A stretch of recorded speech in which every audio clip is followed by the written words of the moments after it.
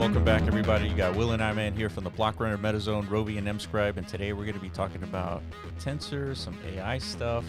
AI, dude. It's still around, still lingering, hasn't gone away. Yeah. Prices may be down, but prices are down in most sectors. There are robots forming. Actual robots, right? Yeah. With muscles. Only the best robots have muscles, right? Are they actual muscles? No, they're like synthetic, just the strands, just strings. Yeah, that like bounce around when you like touch them, right? What's the point of that, dude? Does that add actually like any like real dexterity to these things? I think it's to make it lighter and stronger. Oh, I see. Yeah. Okay, as long as there's like an actual purpose to it. Yeah, there is. Yeah. They're not just trying to make it more like fleshy. No. Maybe that's like a dual purpose. It's like we're getting closer to like flesh likeness. Yeah, probably. There is going to be other use cases, man, for these robots. I can imagine. I can imagine some emerging, use cases down the line. Right. Once we get kind of bored of them just taking 16 hours just to like refill the refrigerator after like micro speeds. Yeah, making us food and cleaning up the house and yeah. Other use cases will emerge from all that. Correct. But what we're interested in are these on-chain That's right. use cases for AI because, we are in the crypto space. Yeah. There has to be some sort of like killer value add for crypto. How long ago did we talk about Bitensor? Was it a year or 2 years ago? What do you mean? Like for the first time? For the first time, yeah. It's like more than 2 years ago. It was like December 2022. Really? Before we started talking about ordinals, we were like all in on Bitensor. Wow. Remember that? That was a long time ago, man. It's crazy. Yeah. Things have moved quickly, I would say. Well, I remember in the early days, I did predict it will make it on Coinbase. Did you? I did. I was like, this is a a slam dunk of a Coinbase listing. Back in those days, it was like only on MEXC. Correct, yeah. And where else? Gate.io, maybe? Maybe. Or BitGet or something? I don't know. It's where we couldn't access it, basically. It was really hard to get back in those days. Yeah. We really wanted some. It was like, man, maybe we should figure out how to mine. They were like, we suck. It's like, we need a server farm to mine? It's like, damn it. Yeah, let's just go buy this stuff, right? And then, I was like, man, hopefully one day this stuff will make it to Coinbase. And here we are. Coinbase will add support for Bitensor on the Bitensor network. And so this was posted yesterday? I think it was yesterday. Yeah. Yeah, there was like a build-up, anticipation leading up to this. Barry Silbert and Grayscale's involvement and all this, I'm sure, like had a lot to do with it. Yeah, that was part of the reason why we were bullish on it, too. Yeah, he was involved back in those days, too. It was hard to find that connection, but it's there. He definitely wasn't public about it, as public as they are today, right? Because during those days, I think Bitensor definitely had a much more, like, experimental, like, vibe to it. Yeah. This is, like, pre-subnets. Yeah. Pre, like, what else? I guess pre-dTAO, right? That's right, yeah. So a lot of things were, like, up in the air. Is this even going to work? It's like, the premise is sound, Bitcoin economics proven. Yeah. We have aggregated quite the computational resources, like to, sustain Bitcoin. Yeah. Secure the network. Yeah. Through this like tokenomic incentive model. So reapplying that to AI was a sensible thesis, right? Yeah. So shout out to the community who brought us Bitensor to our attention. Right. And then once we talked about it, I think like a week later, we got Jacob Steves on the podcast. Yeah, so all you guys, all you TAO heads who've been in there, congrats. You know? That's quite the 2.5 year journey to go from like complete obscurity to like, talk of the town. Now everybody's aware, right? TAO is, I would say, in a comfortable lead position, as far as like the AI infrastructure on chain, right? Yeah. Yeah, so right now the price is 456 and it's roughly like a 3.5 billion market cap, and it went as high as like maybe $700, I think. At its peak. Yeah. Which I'm sure, it will surpass that at some point in this cycle. 730, yeah. I would imagine as like the subnet dTAO market matures a little bit more and we start to get some like maybe some killer apps, some killer agents like emerging from the Bitensor ecosystem, I wouldn't be surprised to see this like $1,000, $2,000, $3,000 per TAO. Yeah, I agree. Yeah. All right, so there's literally a bull market commencing on the Bitensor network live right now, and most people are oblivious. So this is as a result of the dTAO update that happened like a week ago or so ago. And you're looking at subnets here, and the returns have been in the hundreds of percentages. That's right. But you gotta be, you gotta have context to this, right? Because FTV values of all these subnets are pretty highly inflated, right? Because they're like, yeah. So you look at the actual charts of these things, it's really like going down. Yeah. Because a lot of these subnets alpha tokens came out essentially at the same market cap as Bitensor, right? Right. One TAO for one alpha token. Yeah, so in most scenarios, price really can only go down, right? Yeah, 100%. So, yeah, so it's you have to catch these like bottom swings in order to like find green days like this, I would imagine. Right? Yeah, this is over a 24-hour period, and like I said, this has been around roughly 7-10 days or so. Yeah. All right. Bitensor subnet tokens might become the next generational opportunity. Kaito runs Bitensor subnet called OpenKaito, which is the main tech behind InfoFi. Now, the alpha here is that the Bitensor subnets have recently been tokenized, and you can trade them against TAO. Some of the most useful subnets, like OpenKaito, are trading at 1.5 million, while others like Sturdy, Synth, Masa, and Infinite Games are all trading at $1 to $2 million range. So remember, this is not factoring in fully diluted value. Like, really, these are like in the hundreds of millions of market cap. Yeah. FTV. But fully diluted, right. Yeah, but yeah, so Kaito, if you don't know what that is, just did like a massive airdrop across like all of Twitter, essentially, which is like highly targeted towards crypto Twitter influencers. This is whole new spin on like, data is obviously very valuable in context of AI. We've talked to Cookie about that. Yeah. Kaito, similar concept. It's like, aggregating social, data from social influencers. Hyper relevant for the AI space. So they've created an incentive model around that. But I guess the nugget of news here is, they have their own subnet. Is it everyone who has a Twitter account gets this airdrop? You just have to connect it, or do you have to connect it before? Well, they have their own like analysis model, right? It's AI driven. So who knows what parameters their AI system is like looking for? It's got to be relevant, I'm sure, to crypto. I see. Yeah. So it's like scrape the web, scrape Twitter specifically for like very crypto-centric, influential people. I don't think they're out there allocating yaps to like Justin Bieber. Unless he has a contract address. At least not yet. Maybe like at some point once we kind of like find our product market fit here in crypto, and it's like, all right, time to like expand, guys. We need to like we need these agents to like to perform it with like actual humans. Yeah, communicate with Justin. Yeah, you need to vibe with Justin, dude. That's the real end game to all this. Yeah, so this is one of the subnets, OpenKaito, and I'm looking at the chart here, man. Yeah. This is at its peak. It was 35.35, and now it's down 90%. Is that right? What are you looking at? Yeah, I mean, didn't I say that? It's like, really, all the subnets are down bad. Yeah, because straight down, yeah. Yeah, so if you're going to catch, like, good, juicy opportunities, you got to catch these, like, swings, because if you understand how these alpha tokens are being emitted, it's like, it's going to take several months for that, like, intersection between, alpha tokens to kind of, like, normalize. Find its support.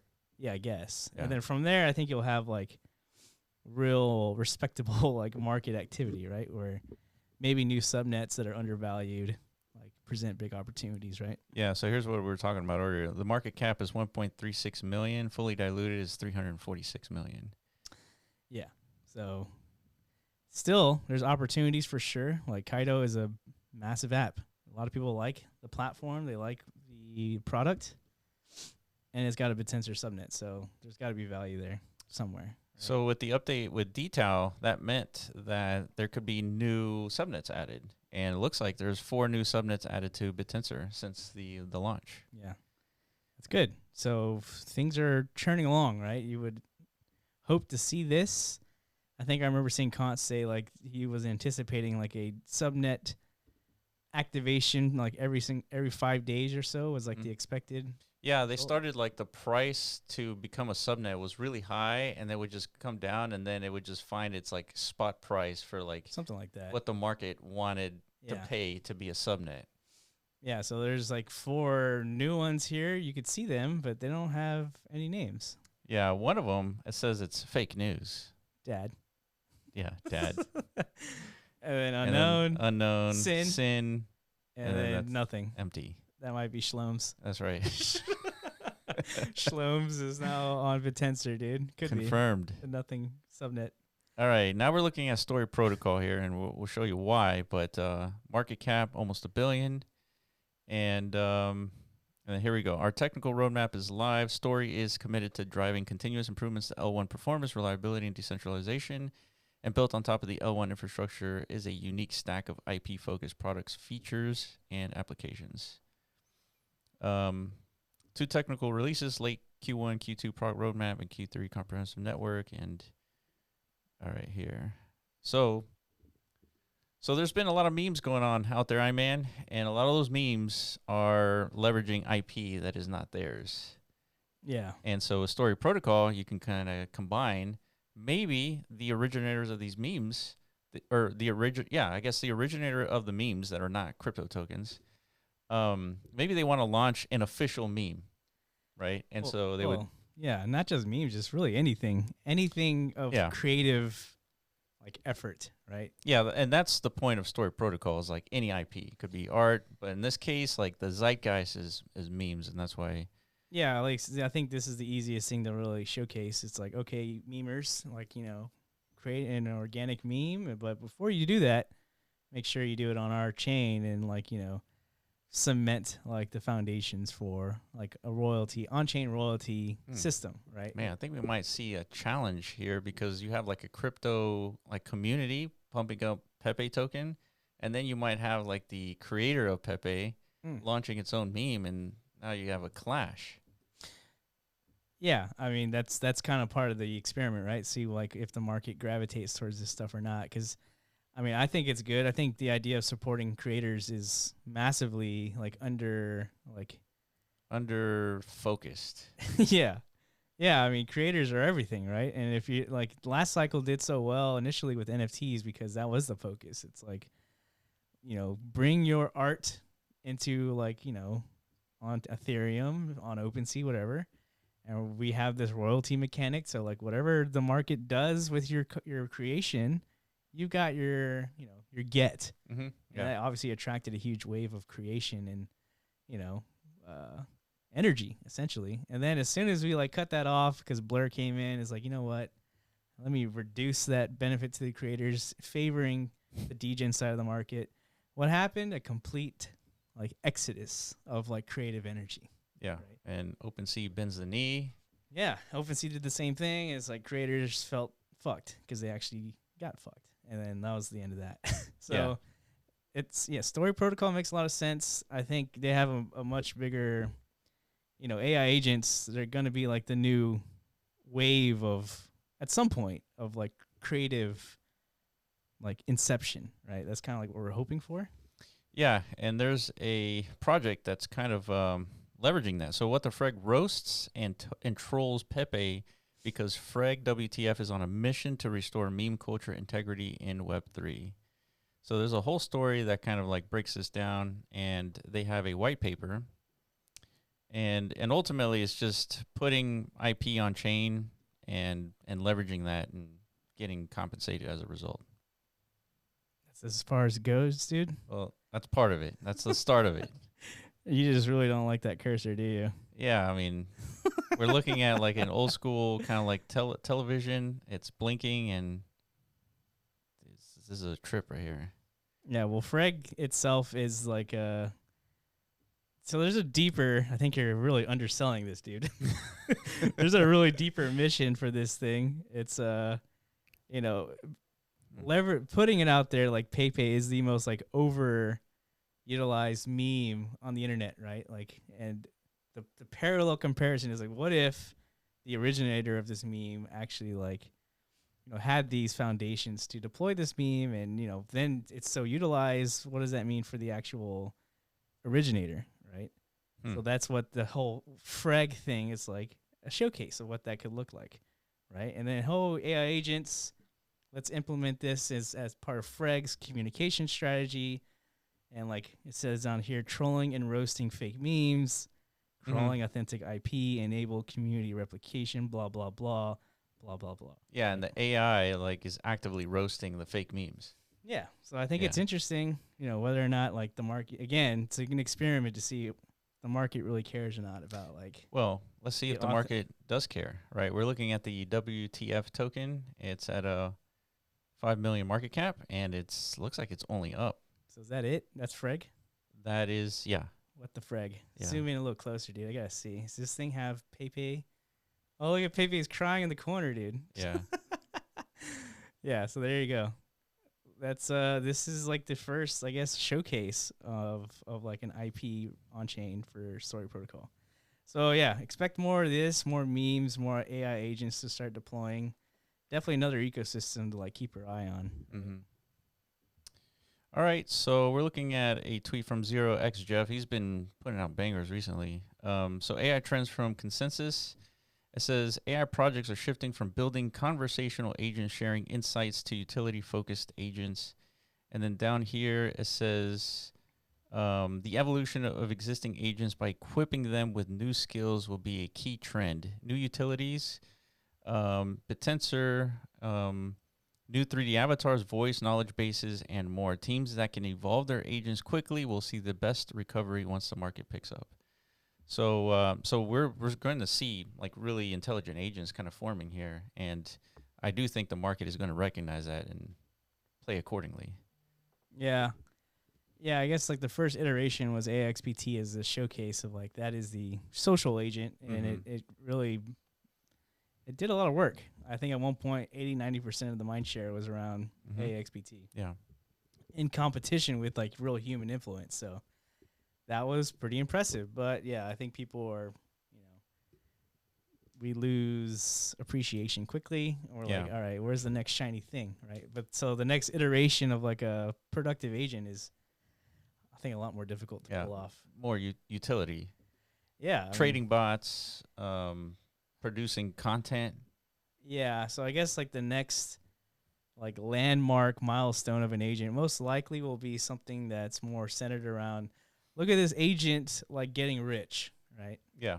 That's my prediction. Like some agent out there built, maybe it's Anon based, it's a DeFi AI type of agent. You know, something has to come out and really demonstrate and showcase like, you know, the next big performant like category for agents themselves, and then you got a whole new Cambrian explosion, right?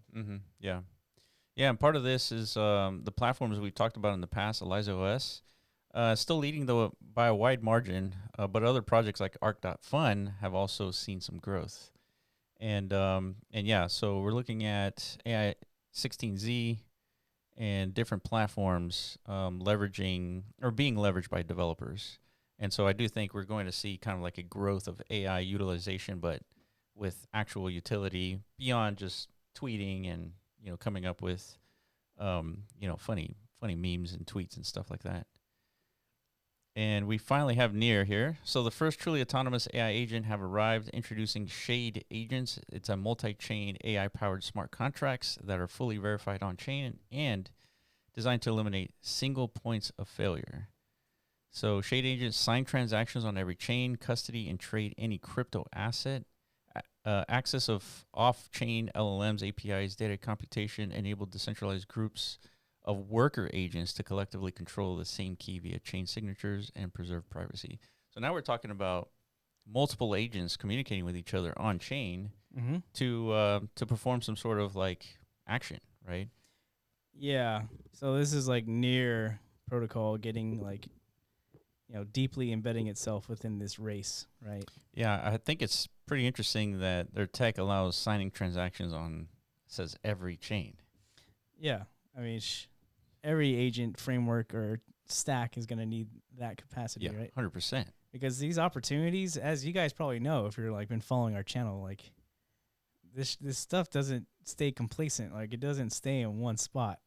Yeah, or right? One chain, you mean? That's what I mean. Yeah, it's like volume and attention and just on-chain activity tends to like traverse, right? So us as human operators in this space, we have to really do a really good job of like being able to like analyze where that liquidity is flowing and moving to next, see it early on enough so that we can actually position ourselves before the rest of the herd shows up. It's true, man. I have like 6 or 7 wallets on my browser. Yeah, like a month ago, all the heavy activity was happening like on Solana, you know, and then stuff happening on Base because of these AI agents, and now we're talking about Sonic. Yeah, and there's like massive DeFi yield happening. Like it's like DeFi summer happening on Sonic. So what do you think? Once the AI agents are capable of participating, they have all the right components to play along. Yeah. What are they going to see? It's like, oh, there's massive yield opportunity happening now on Sonic. The agents horde is going to show up. Yeah, 100%. And they're going to come in and lock up liquidity, and they're going to come in, maybe even spin up their own like yield farms. Who knows? Yeah, engage with the chain and the apps on the chain. Yeah, and then they're going to bleed it dry, and then move on to the next one. Right. Right. So it's going to be this constant game of like hot potato, because guess what? There's hundreds of chains to essentially like hundreds actually. Yeah. Yeah, so if you want to learn more about Near Protocol, there's an article here, and the future of autonomous AI. I want to read this part. It says, in autonomous businesses, AI agents will hire, allocate capital, and operate self-sustaining organizations. Yeah.